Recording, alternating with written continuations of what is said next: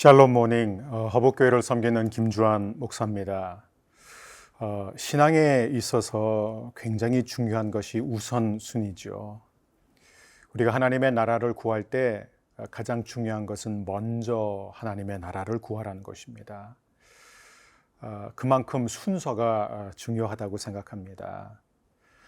예를 들어서 우리가 축복을 받는 데 있어서도요, 영적인 축복을 먼저 받은 다음에 육신의 축복을 누리는 것과 육신의 축복을 먼저 받은 다음에 영적인 축복을 누리는 것은 전혀 다른 얘기입니다. 제가 이렇게 성도님들을 보게 되면 육신의 축복이 먼저 임한 다음에 영적 축복 받는 경우는 거의 없습니다. 대부분의 성도님들은 먼저 영적인 축복을 받죠. 그러면 육신의 축복도 따르게 되어 있습니다. 오늘 우리가 함께 보게 될 우리 예레미야 본문은 또한 이 순서를 강조하고 있습니다. 즉 하나님의 말씀 앞에 먼저 순종해야 하는 것의 중요성, 먼저 순종하고 그 다음에 질문하는 것, 그게 신앙입니다. 오늘 함께 본문의 귀를 기울여 보겠습니다.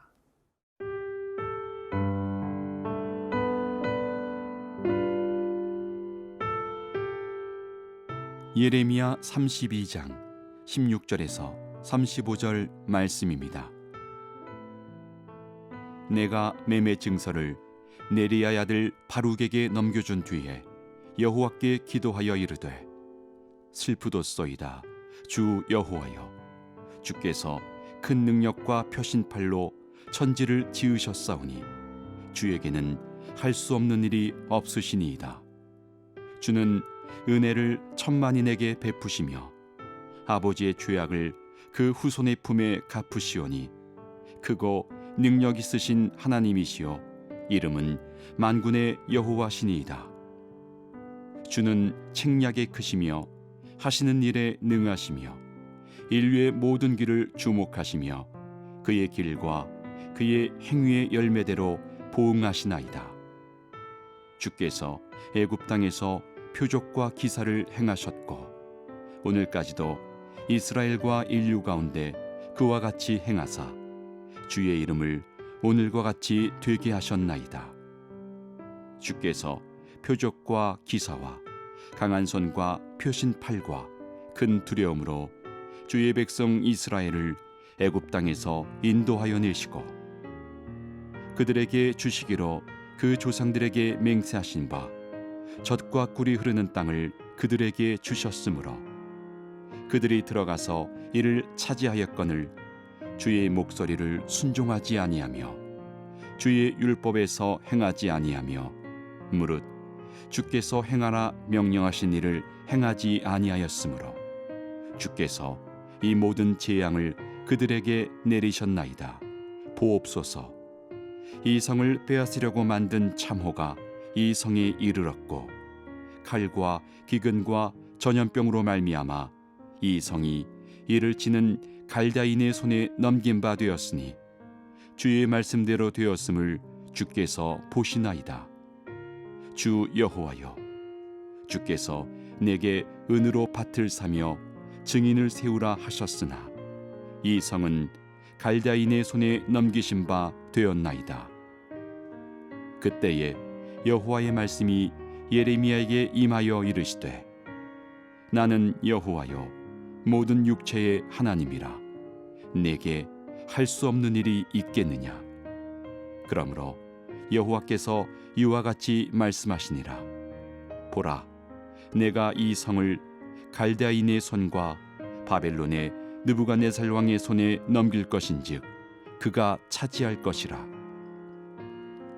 이 성을 치는 갈대아인이 와서 이 성읍에 불을 놓아 성과 집 곧 그 지붕에서 바알에게 분향하며 다른 신들에게 전제를 드려 나를 경노하게 한 집들을 사르리니 이는 이스라엘 자손과 유다 자손이 예로부터 내 눈앞에 악을 행하였을 뿐이라. 이스라엘 자손은 그의 손으로 만든 것을 가지고 나를 경노하게 한 것뿐이니라. 여호와의 말씀이니라. 이 성이 건설된 날부터 오늘까지 나의 노여움과 분을 일으키므로 내가 내 앞에서 그것을 옮기려 하노니 이는 이스라엘 자손과 유다 자손이 모든 악을 행하여 내 노여움을 일으켰음이라. 그들과 그들의 왕들과 그의 고관들과 그의 제사장들과 그의 선지자들과 유다 사람들과 예루살렘 주민들이 다 그러하였느니라. 그들이 등을 내게로 돌리고 얼굴을 내게로 향하지 아니하며 내가 그들을 가르치되 끊임없이 가르쳤는데도 그들이 교훈을 듣지 아니하며 받지 아니하고 내 이름으로 일컫는 집에 자기들의 가증한 물건들을 세워서 그 집을 더럽게 하며 흰놈의 아들의 골짜기에 바알의 산당을 건축하였으며 자기들의 아들들과 딸들을 몰렉 앞으로 지나가게 하였느니라. 그들이 이런 가증한 일을 행하여 유다로 범죄하게 한 것은 내가 명령한 것도 아니요 내 마음에 둔 것도 아니니라. 우리는 어제 본문을 통해 이미 바벨론 사람들에게 넘어간 아나돗 땅 예레미야의 고향의 밭을 사라는 하나님의 명령에 대해서 배웠습니다. 예레미야는 말씀에 순종해서 밭을 샀습니다. 그러나 이 순종은 너무나 어려운 순종이었습니다. 예레미야가 아무리 믿음이 있어도 결코 따라하기 어려운 명령이었습니다. 예레미야는 말씀이 이해돼서 순종한 게 아니죠. 전혀 이해가 되지 않았습니다. 여러분, 순종은 이해해서 하는 것이 아니라 하나님이 명령하셨기 때문에 하는 것이죠. 그런데 예레미야는 전혀 기쁨이 없었어요. 순종을 했는데도 여전히 마음이 불편했습니다. 순종했는데 더 갈등이 많아졌습니다. 명령을 따랐는데 그 안에 너무나 많은 의문이 있었습니다. 이게 순종의 현실입니다. 여러분, 우리가 성경 공부를 많이 하죠. 저는 정말 좋다고 생각합니다. 그런데 성경을 공부하는 것으로 끝나면 그것은 별로 유익하지 않아요. 아니요, 어쩌면 해로울 수도 있습니다. 그래서 저는 모든 성경 공부의 목적은 순종에 있다고 생각합니다. 즉, 우리의 모든 성경 공부는 반드시 순종 공부가 되어야 됩니다. 우리가 배운 대로 들은 대로 행하는 훈련, 하나님은 지금 그것을 예레미야에게 요구하고 있었던 것입니다. 왜냐하면 하나님은 항상 순종하는 사람을 통해서만 일하시기 때문입니다. 예레미야는 비록 밭을 사라는 명령에 순종했지만 아무리 시간이 지나도 그 마음에 평안이 없었습니다. 확신도 없었습니다. 그래서 너무나 당혹스러웠던 것이죠. 그리고 예레미야는 이 당혹감을 가지고 하나님 앞에 나아가 묻습니다. 하나님, 왜 저한테 이런 상황에서 그 밭을 사라고 하셨지요? 저는 정말 이해가 되지 않습니다. 이 밭이 곧 바벨론 사람들의 손에 넘어갈 밭도 아니라 이미 넘어간 밭이 아닙니까? 제가 어차피 들어가서 차지할 수 없는 밭을 왜 저의 재산을 다 털어서 사라고 말씀하십니까? 여러분, 예레미야의 이 기도, 이 질문은 결코 잘못이 아닙니다. 의심은 죄가 아니에요. 의심을 하는데도 하나님 앞에 묻지 않는 게 죄입니다. 의심이 있고 마음에 불편함이 있는데도 하나님께 기도하지 않는 그것이 죄라는 것이죠. 어떻게 신앙인에게 의심이 없을 수 있습니까? 어떻게 신앙인에게 회의와 갈등이 없을 수가 있습니까? 우리가 어떻게 하나님을 이해합니까? 우리가 어떻게 하나님이 하시는 일들을 알 수 있습니까? 모릅니다. 그래서 우리는 하나님과 동행하면 동행할수록 하나님이 행하신 일들을 보게 되고 그 크고 놀라운 일들은 도저히 이해할 수가 없습니다. 도저히 가늠할 수가 없는 것이죠. 그래서 우리는 당연히 하나님 앞에 나아가 하나님 왜 그러시죠? 하나님 무슨 생각을 하고 계시죠? 하나님 저에게 가르쳐 주옵소서. 이렇게 묻고 기도하는 것, 그게 신앙입니다. 하나님은 우리의 갈등, 우리의 의문을, 우리의 의심을 그냥 묻어두고 믿기를 원하지 않습니다. 덮어놓고 믿는 것 하나님 원하지 않습니다. 우리가 고민하고 갈등하고 깊이 생각하기를 원하십니다. 그래서 오늘 이 본문을 통해서 우리가 하나님 앞에 어떻게 기도해야 하고 어떻게 우리 안에 있는 갈등과 회의와 의심을 떨쳐버릴 수 있는지 함께 계속 배우기를 원합니다.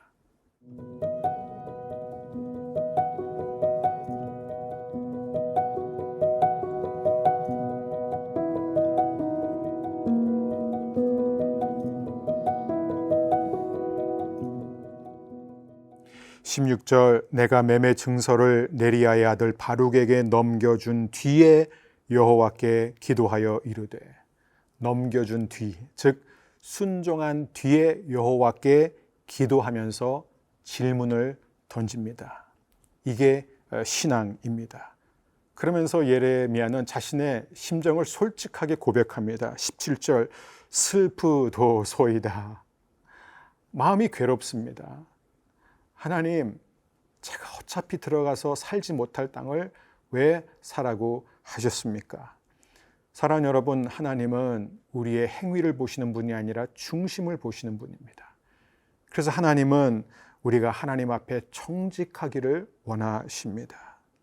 왜 예수님은 그토록 바리새인들, 종교 지도자들을 그렇게 비난하시고 비판하셨을까요? 그 이유는 그들이 회칠한 무덤이었기 때문입니다. 겉으로 보면 번지르르하고 멀쩡하지만 그러나 그들의 속은 썩어 있었기 때문입니다. 이게 바로 종교의 가면입니다. 이게 바로 위선이에요. 이게 바로 하나님이 그렇게 싫어하시는 외식하는 모습입니다. 즉 겉으로는 다 해요. 겉으로는 순종합니다. 그런데 속에는 기쁨이 없습니다. 속에는 확신도 없습니다. 억지로 하는 것입니다. 썩어가고 있습니다. 혹시 이게 우리의 모습은 아닙니까? 하나님은 그 답답하고 그 어두운 내면을 그냥 묻고 덮고 우리가 나아가는 것을 원하지 않습니다. 하나님은 우리가 종교에 가면 위선을 다 벗어 던지기를 원하십니다. 그런 의미에서 예레미야의 이 모습은 정말 아름다운 신앙인의 모습을 보여주고 있습니다. 예레미야는 위선자가 아니었습니다. 하나님을 신뢰했습니다. 그래서 순종했습니다. 하지만 아무리 순종은 했지만 현실을 보니까 전혀 이해가 되지 않는 것입니다. 그래서 그 의문을 갖고 하나님 앞에 나아갔습니다. 예레미야처럼 우리도 모든 의문, 모든 불안한 마음을 갖고 하나님 앞에 있는 모습 그대로 나아갈 때 하나님께서 우리에게 응답해 주실 줄 믿습니다. 하나님은 말씀하십니다. 27절 나는 여호와여 모든 육체의 하나님이라 내게 할 수 없는 일이 있겠느냐. 나에게 너무 어려운 일이 있겠느냐. 그래 내가 볼 때는 이미 유다의 모든 땅이 바벨론에게 넘어갔고 이제 곧 예루살렘도 함락될 것이다. 불에 탈 것이다. 잿더미가 될 것이다. 그런데 나는 이 모든 것을 더 아름답게 완벽하게 얼마든지 복구하고 회복시켜 줄 수 있다. 이제 예레미야야, 네가 선포한 나의 말씀을 내가 정말 믿는다는 것을 너의 선택을 통해서 보여주도록, 너의 헌신과 희생을 통해 보여주도록 내가 너를 부른 것이다. 사랑하는 여러분, 참 믿음은 온실에서 자라나는 게 아닙니다. 약속과 현실의 괴리감 사이에서 끊임없이 갈등하고 끊임없이 의심하고 끊임없이 탄식하면서 하나님을 바라보면서 장애물들을 뚫고 나가는 것입니다. 요즘 너무너무 힘들고 답답한 현실 아닙니까? 하나님도 바꿀 수 없는 것처럼, 해결할 수 없을 것처럼, 고칠 수 없을 것처럼 보이는 이 상황, 우리의 질병일 수가 있습니다. 깨어진 관계일 수 있습니다. 재정적인 어려움일 수 있습니다. 반역하는 자녀 때문에 흐르는 눈물이 될 수 있습니다. 오늘날 한국교회 분열이 될 수 있습니다. 사회에 많은 문제들이 될 수 있습니다. 그러나 우리가 잊지 마십시오. 믿음의 눈으로 계속해서 하나님을 바라보고 우리 안에 있는 모든 의심, 갈등 그대로 하나님 앞에 갖고 나아가 기도하고 질문할 때 하나님에게는 아무것도 어려운 것이 없다는 것을 우리에게 보여주실 뿐만 아니라 저와 여러분을 반드시 구해 주시고 모든 것을 더 아름답게 회복시켜 주실 것입니다. 이 한 가지만 기억하십시오. 이해가 되지 않더라도, 현실과 너무 동떨어진 약속이라 할지라도 일단 순종하십시오. 즉각 순종, 그것이 승리의 비결입니다. 그 다음에 묻고, 그 다음에 고민하고, 그 다음에 하나님 앞에 기도할 때 하나님께서 우리에게 모든 것을 응답해 주실 것입니다.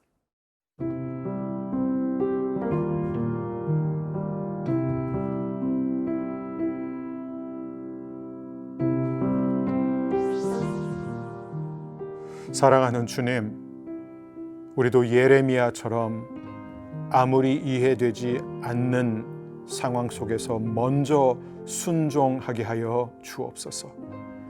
하나님의 말씀이 임하면 바로 순종함으로 말미암아 우리의 모든 의문과 고민과 우리의 모든 의심을 하나님께서 다 설명해 주시고 응답해 주시고 채워 주시는 하나님의 놀라운 손길을 경험하게 하여 주옵소서. 예수님의 이름으로 기도합니다. 아멘.